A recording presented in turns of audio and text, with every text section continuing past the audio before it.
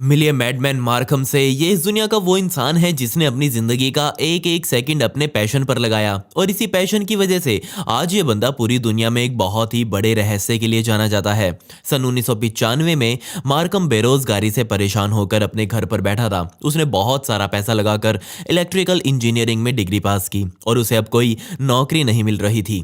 लेकिन उसके दिमाग में यहाँ कुछ और भी चल रहा था और उसने सोचा कि अगर उसको थोड़ी बहुत फंडिंग कहीं से मिल जाए तो वो एक ऐसी इन्वेंशन कर सकता है जिसे दुनिया सोच भी नहीं सकती। 21 साल की उम्र होते होते वो इस काम के लिए और ज्यादा बेताब रहने लगा। सबसे पहली शुरुआत वो एक बेहद सिंपल सा इलेक्ट्रिकल डिजाइन जिसे हम जैकब्स लैडर के नाम से जानते हैं उससे शुरुआत करी। अगर आपने कभी इस डिवाइस को देखा हो तो आप जानते होंगे कि बिजली किस तरह से ट्रैवल करती है, वो ये डिवाइस दिखाती है। इसकी प्रिंसिपल के अनुसार इस मशीन के नीचे ट्रांसफॉर्मर्स धातु की दो रॉड के बीच पोटेंशियल डिफरेंस पैदा करते हैं और इसी पोटेंशियल डिफरेंस की वजह से इसके भीतर मौजूद इलेक्ट्रॉन्स एक दूसरे से जितना हो सके दूर भागने की कोशिश करते हैं और इसी मूवमेंट को हम बिजली मानकर देख भी सकते हैं। और यहीं से मार्कम को यह समझ आ गया कि हवा को भी बिजली का एक बड़ा कंडक्टर बनाया जा सकता है और जैसे ही ये स्पार्किंग बिल्कुल टॉप पर पहुंच जाती है तभी वो गायब भी हो जाती है और इसके बाद ये सर्कल फिर से स्टार्ट हो जाता है। मार्कम ने इस जैकब्स लैडर के ऊपर एक्सपेरिमेंट करना शुरू किया और उसने एक डीवीडी प्लेयर की लेजर से इन दोनों रॉड्स के बीच एयर रेजिस्टेंस को कम कर दिया और ये काम कर भी गया। जी हाँ, उसने यहाँ कुछ ऐसा बना लिया था जो दुनिया की सोच से परे था। अब वो एक वॉर्टेक्स बनाने पर काम करने लगा जो लगभग 3 डायमेंशनल ही था। आप भी सोच रहे होंगे कि वॉर्टेक्स से क्या फर्क पड़ेगा। उसने इस जैकब्स लैडर के नीचे एक और मेटल की शीट लगाई। अब यहाँ इस ट्रांसफॉर्मर से निकलने वाली बिजली दो रॉड्स और इस मेटल शीट के बीच में फंस कर रह गई। उसने इस मेटल की शीट पर एक धातु का पेच भी रखा और जैसे ही अब यहाँ से बिजली पास की गई तो देखते ही देखते वो धातु का पेच हवा में कहीं गायब हो गया। और तभी यहाँ से मार्कम को समझ आ चुका था कि उसने बहुत बड़ी नहीं लेकिन एक छोटी सी इलेक्ट्रिकल डेथ रे बना ली है। और जैसे ही उसने उन ट्रांसफॉर्मर्स की बिजली को रोका तभी वो पेच वापस मेटल शीट पर आकर गिर गया और कुछ नहीं बल्कि वो पेच टाइम ट्रेवल करके आया था।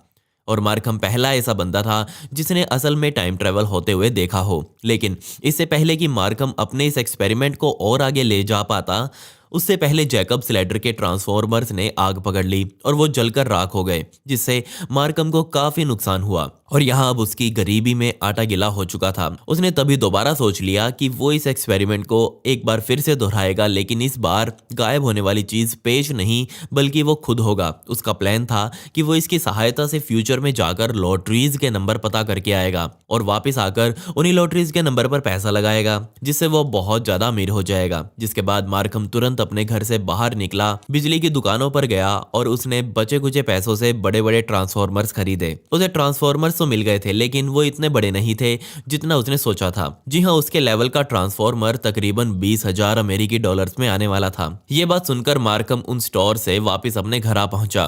कुछ दिन बीते और अब मार्कम के दिमाग में एक और आइडिया आया। जी हाँ, उसे ध्यान में आया कि उसके घर के पास ही एक पावर स्टेशन मौजूद है। वो रात के समय अपने घर से बाहर निकला और वहां उसने देखा कि कहां कहां ट्रांसफॉर्मर्स पड़े हुए हैं। घंटों तक उसने उस एरिया की रेकी करी जिसके बाद उसे वहां 6 ऐसे ट्रांसफॉर्मर्स पड़े हुए दिखाई दिए जिनका उस पावर स्टेशन में कोई इस्तेमाल नहीं है। लेकिन दिक्कत ये थी कि उनमें से हर ट्रांसफॉर्मर का वजन 200 से 250 किलो के बीच का था। बेशक ये ट्रांसफॉर्मर उसके लिए इतनी ऊर्जा पैदा कर सकते थे जितनी उसे चाहिए है। उसने सोचा कि वो इन ट्रांसफॉर्मर्स को चोरी करके अपने घर लेकर नहीं जा सकता लेकिन इन ट्रांसफॉर्मर से अपने घर तक बिजली की लाइन तो बिछा ही सकता है। और उसने ऐसा ही किया। रात के समय कई रातें लगाकर उसने अंडरग्राउंड बिजली की केबल्स उन ट्रांसफॉर्मर्स तक बिछा दी और इसकी मदद से उसने एक बहुत बड़ी जैकब्स लैडर बना डाली। ये जैकब लैडर पहले वाले एक्सपेरिमेंट से 40 गुना ज्यादा बड़ी थी और अब बारी थी उसके द्वारा बनाई गई इस टाइम मशीन को चेक करने की। लेकिन जैसे ही उसने बिजली घर में जाकर चुपके से उन ट्रांसफॉर्मर्स के कनेक्शन को ऑन किया तभी एक बहुत बड़ा धमाका हुआ और पूरे शहर की लाइट चली गई। तकरीबन आधे से ज्यादा शहर अब बिना बिजली के बैठा हुआ था। ना सिर्फ घरों की लाइट गई थी बल्कि लाइट की वोल्टेज कम ज्यादा होने की वजह से घरों में रखे कई बिजली के उपकरण जलकर राख हो चुके थे। बदकिस्मती से मार्कम द्वारा कनेक्ट किए गए 6 के 6 ट्रांसफॉर्मर्स ओवरलोड होकर जल चुके थे और अब उन्हें मार्कम इस्तेमाल नहीं कर सकता था। लेकिन अब यहाँ पर एक बहुत ही कमाल का कोइंसिडेंस देखने को मिला। मार्कम जिस कमरे में अपने रूममेट के साथ रहता था, उस रूममेट का झगड़ा पड़ोसी के साथ हो गया और वहां पर पुलिस आई। उस पड़ोसी ने पुलिस को बताया कि मार्कम और उसके रूममेट ने मिलकर उसकी खिड़की का एक शीशा तोड़ दिया है। लेकिन जिस समय सारा काम हुआ था उस समय तो मार्कम उस जगह पर था ही नहीं। उसने पुलिस को साफ साफ बता दिया कि उसका इस काम से कोई लेना देना नहीं है और एकमात्र बीबी गन उसके रूममेट के पास ही मौजूद है और उसी ने कांच तोड़ा होगा। जैसे ही उसके रूममेट को ये बात पता लगी कि मार्कम ने उसका नाम पुलिस को दे दिया है, तो उससे बदला लेने के लिए उसके रूममेट ने भी पुलिस को वो ट्रांसफॉर्मर वाला सारा कांड बता दिया। उसने पुलिस को सारे सबूत दे दिए कि कैसे मार्कम की वजह से पूरे शहर में बिजली गुल हो गई, हजारों लाखों डॉलर्स का लोगों का नुकसान हुआ, बिजली स्टेशन वालों का नुकसान हुआ। ये सब उसने पुलिस को बता दिया, जिसके बाद पुलिस ने वो सारे ट्रांसफॉर्मर्स भी देखे जो मार्कम द्वारा खराब किए गए थे और तुरंत मार्कम को गिरफ्तार कर लिया गया और जेल भेज दिया गया।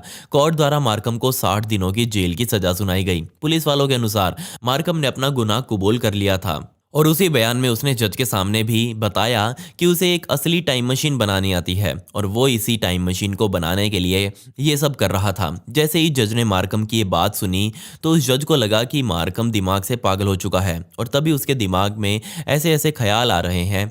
किस्मत से इस बयानबाजी की वजह से मार्कम कैंसस शहर में बहुत मशहूर हो गया था। उसकी कहानी वहाँ के अखबारों में छापी जा रही थी। जेल में रहते हुए लोग उसे अब जानने लगे थे और उसी शहर में एक चलने वाले शो ने भी जेल के बाद मार्कम को अपने सेट पर बुलाया अपनी कहानी सुनाने के लिए और इसी शो पर आने के बाद से ही उसे अपनी टाइम मशीन बनाने के लिए फंडिंग मिलनी शुरू हुई। शो पर आकर मार्कम ने अपनी स्टोरी पूरी दुनिया के सामने रखी और उसका पूरा प्रोसेस बताया कि ये कैसे काम करेगा। बहुत से लोगों ने उसके इस एक्सपेरिमेंट पर विश्वास ही नहीं किया, लेकिन कुछ ऐसे भी थे जिन्होंने मार्कम पर विश्वास किया और उस पर पैसा लगाया और इन पैसा लगाने वालों में वो पुलिस वाला भी शामिल था जिसने मार्कम को गिरफ्तार किया था। मार्कम ने खुद की एक पर्सनल लैब डिजाइन करी।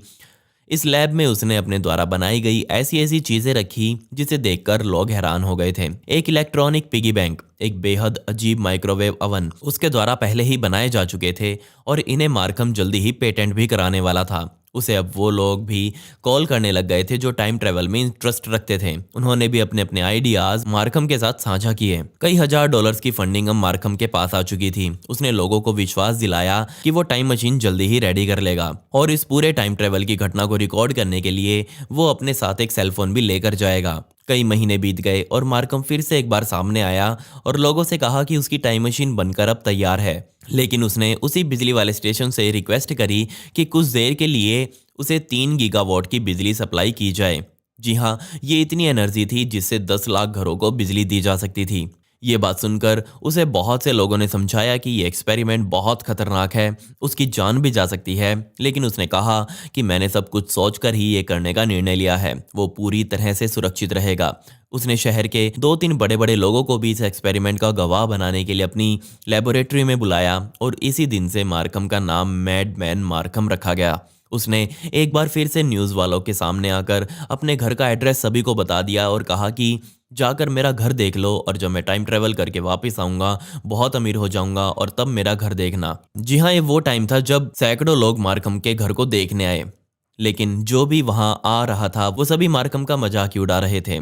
और फिर वो समय आया जब उसने कई लोगों की गवाही में इस एक्सपेरिमेंट को अंजाम दिया। वो अपने द्वारा बनाई गई मशीन वाले कमरे में एंटर हुआ। उसने दरवाजा बंद किया। जाने से पहले लोगों से कहा कि कुछ देर बाद दरवाजा खोल कर देख लेना, वो वहां नहीं मिलेगा। और हुआ भी कुछ ऐसा ही। जब आधा घंटे बाद दरवाजा खोलकर देखा गया तो मार्कम वहां पर मौजूद नहीं था। पूरे घर की तलाशी ली गई, वो वहां नहीं मिला। इसके बाद जो फोन वो अपने साथ लेकर गया था उस पर कॉल करने की कोशिश की गई, लेकिन वो नंबर अजीब रूप से सेवा से बाहर बता रहा था।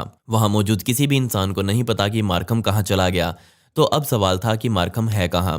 ये सब घटना मैं बता रहा हूं आपको 1995 के आसपास की। अब बात सुनिए 1930s की। जी हाँ, पुलिस ने जब इस केस की छानबीन करी कि मार्कम कहाँ गायब हो गया तो पुलिस के रिकॉर्ड में एक दिल दहला देने वाली चीज सामने आई। जी हाँ, सन 1930 के दशक में वहीं कैंसस शहर की पुलिस को एक लाश मिली थी और ये लाश तब से ही लावारिस थी। बेशक उसका अंतिम संस्कार वहां की पुलिस द्वारा किया जा चुका था, लेकिन उसका पूरा डाटा कि वो कैसा दिखता था, उसके पास क्या क्या मौजूद था, वो सब कुछ पुलिस ने अपने रिकॉर्ड में रखा। और हैरानी वाली बात ये थी कि 1930s में जो लाश मिली थी वो पूरी तरह से मार्कम के रंग रूप से मैच हो रही थी। जी हाँ, मार्कम ने कहा था कि वो अपने साथ एक फ़ोन भी लेकर जाएगा। और क्या आपको पता है कि कैंसस शहर में जो 1930s में वो लाश मिली थी, उस आदमी के हाथ में भी बहुत अजीब रूप से एक फ़ोन जैसी चीज़ थी। बेशक वो फ़ोन नहीं था, लेकिन वो चीज़ बिल्कुल फ़ोन जैसी ही थी। उसकी लाश एक पाइप के अंदर दबी हुई मिली थी, लेकिन पुलिस कभी पता लगा नहीं पाई कि ये किस आदमी की लाश है। लेकिन अब समझ नहीं आ रहा कि मार्कम 1930 से टाइम ट्रैवल करके 1995 में आया या फिर 1995 में टाइम ट्रैवल करके 1930 में गया। चाहे कुछ भी हुआ हो, उस आदमी का 1995 के बाद कभी पता नहीं चला। खैर, पिछली वीडियो का शाउट आउट डॉक्टर अफजल को and comment pick me to get a shout out in next video. आपको ये वीडियो कैसी लगी कमेंट्स में वो भी बता दें। मिलते हैं अगली वीडियो में। ये वीडियो देखने के लिए धन्यवाद।